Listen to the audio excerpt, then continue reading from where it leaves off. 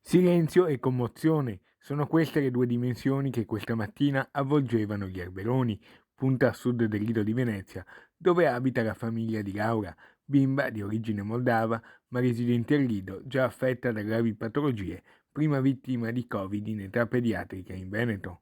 Un senso di smarrimento intonato alla mattinata di nebbia calata improvvisamente in laguna. Subito l'isola si è mobilitata con grande cuore e tanta solidarietà non appena la notizia del decesso è trapelata ieri durante il punto stampa del governatore Zaia. La morte risale alla notte di Natale, qualche giorno fa, ma la famiglia si è chiusa nel più completo riservo per il dolore.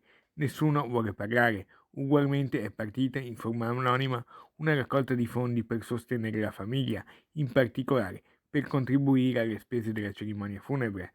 Sono stati attivati da oggi vari punti di raccolta al Lido, ma anche in centro storico. L'iniziativa proseguirà fino al 10 gennaio, poi sarà l'associazione benefica Una mano per tutti a far pervenire l'importo raccolto.